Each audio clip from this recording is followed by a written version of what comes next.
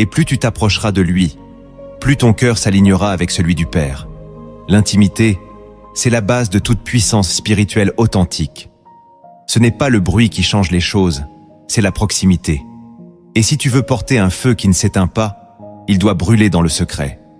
Ne cherche pas à parler à tous si tu n'as pas d'abord parlé avec lui. Car tout appel qui n'est pas connecté à l'intimité devient une agitation charnelle.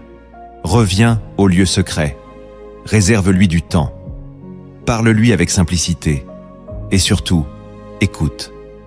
Car c'est dans le calme que l'appel devient clair. Et c'est dans cette communion invisible que tu seras fortifié pour accomplir ce que personne ne comprend. Le troisième acte que tu dois poser pour honorer le choix de Dieu, c'est de marcher dans le pardon radical. Tu ne peux pas avancer vers ton appel tout en traînant les chaînes de l'amertume.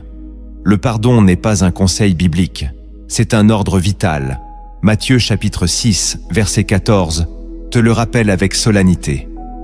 Si vous pardonnez aux hommes leurs offenses, votre Père céleste vous pardonnera aussi. Tu ne peux pas demander à Dieu d'ouvrir des portes pendant que ton cœur reste fermé aux autres. L'appel de Dieu passe par un cœur libre. Et ce cœur ne peut être libre que s'il est vidé du poison du passé. Tu as peut-être été trahi, humilié, rejeté. Et ce que tu as vécu est réel. Mais si tu veux guérir, tu dois relâcher. Pas parce que les autres méritent, mais parce que toi, tu ne peux pas porter cela plus longtemps. Le pardon, ce n'est pas oublier, c'est délier. C'est choisir de ne plus être prisonnier du mal subi. Et c'est ce choix-là qui libère ton futur. Tant que tu retiens la dette de l'autre, tu bloques la provision de Dieu dans ta vie. Le canal est obstrué. Tu ne peux pas marcher léger si ton âme est alourdie de colère. Dieu veut couler à travers toi. Mais il ne coule pas à travers un cœur fermé. Pardonne. Même si la blessure est encore vive. Même si l'autre ne reconnaît rien. Pardonne pour avancer. Pardonne pour respirer. Pardonne pour entendre à nouveau la voix de Dieu sans brouillard. Et si tu n'y arrives pas seul, demande au Saint-Esprit. Il ne t'abandonnera pas dans ce processus. Il t'enseignera le langage de la grâce. Car ton appel n'est pas seulement lié à ton don.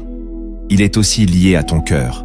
Et ce cœur doit rester tendre, libre, ouvert.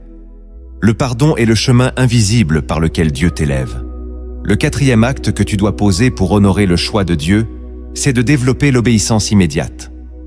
L'obéissance différée est une désobéissance maquillée. Tu ne peux pas marcher dans ton appel en remettant à demain ce que Dieu te demande aujourd'hui. Chaque retard spirituel